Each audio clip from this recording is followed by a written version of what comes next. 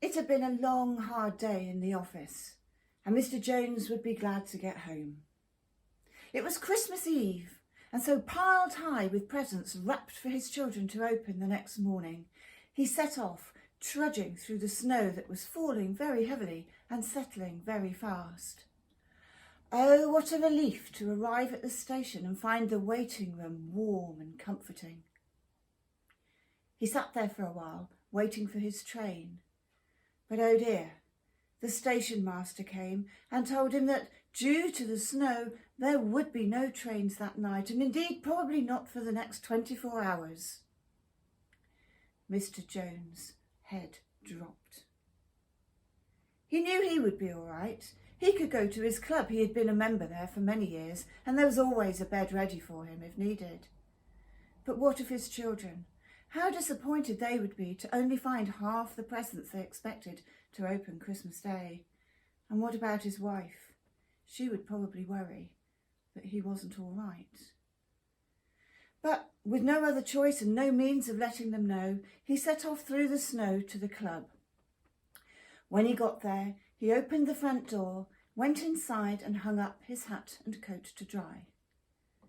And then taking his pile of presents with him, he walked into the lounge, where he was very surprised to find other gentlemen there too, 4 of whom were like him, stranded for the night, and the other one, a bachelor, spent every Christmas there so as not to be on his own in his own house.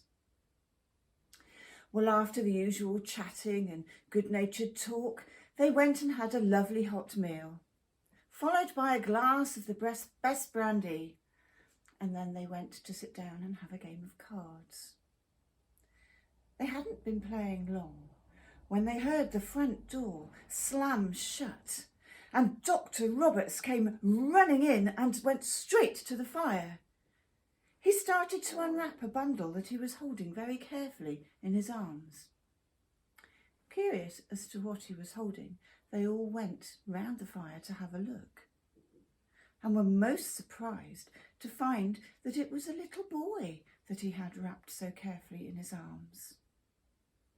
The doctor explained that it was a newsboy who he had found huddled in a shop corner, tightly curled, trying to get into a knot to keep himself warm, but with no use, and so he had decided to bring him to the club to keep him safe this Christmas Eve. After a lot of discussion, they decided that the best thing to do would be to take the boy upstairs, give him a nice hot bath, some warm cocoa, and settle him down in a nice soft bed. And so they did. And they watched as the boy lay in the lovely bed with the soft downy pillows, in a nightgown too long for him, with his eyes struggling to stay open, and they knew it wouldn't be long before he was sound asleep.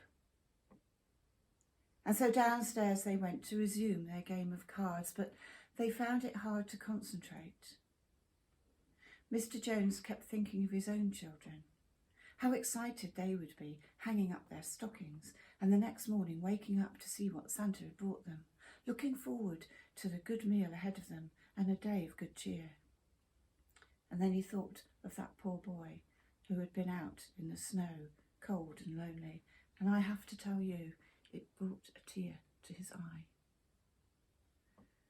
And so it wasn't long before they all retired to their beds, and by 12 o'clock that clubhouse was in darkness and silence. At 3 o'clock, Mr. Jones heard a noise. He sat up in bed and put on the nightgown that was waiting for him. He picked up his pile of presents and he crept along the corridor to the room where the boy was sleeping. When he went in, he was surprised to find one of the other gentlemen there and a big pile of presents by the bed. It would seem that all the men had decided to play Santa that night. And so he smiled at the sleeping boy and went back and got into his own bed, where he slept soundly the rest of the night. The following morning, just as the light was coming in through the windows, that boy woke up in bed. He looked around him, startled, a little afraid. Where was he? And as he sat up, the first thing he shouted was, "Come and get your news here! Get your news from me! Buy your paper now!" And then he looked around and he saw the 7 men looking at him. "What's your name?" they asked him. "Where do you come from? Where are your parents? Where do you live?" And the boy looked at them and he said, "I have no home. I just huddle up in a corner where I feel reasonably safe. And as for my parents, well, my mother died when I was very young. I can hardly remember her." And tears welled up in his eyes. "And my father, well, he threw me out earlier this year. He didn't think I was bringing home enough money to help the household. And so here I am."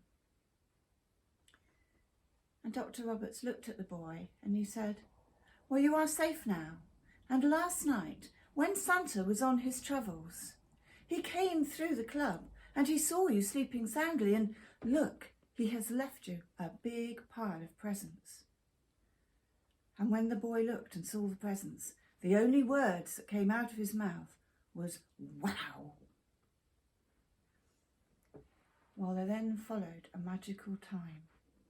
It was like being in Toyland, with all the men playing with the boy and his new toys, pushing cars round a track, building towers with bricks, making puzzles up and blowing toy trumpets. Oh, what a wonderful day they had. The laughter and the joy was lovely. Well, later that evening, word came to say that the roads were clear, the trains were running, and the men could go home. But they had a dilemma. What would they do with the boy? They could hardly leave him on his own, but then they could hardly take him home with him either. And they sat and they thought and they talked and they talked. And then the bachelor looked up and said, "Well, I'm staying here at the club again tonight. He can stay here with me. We'll keep each other company. And actually, I have room at home, so I will take him in and he can come and live with me." And so Mr. Jones and the other men went off home to enjoy the rest of their Christmas. And that is why, when later that evening the club members came to have a look and close down the lounge, they found a little boy curled up, sound asleep, in the lap of their favourite member. 2 lonely hearts had found love and solace in the house of the 7 Santas.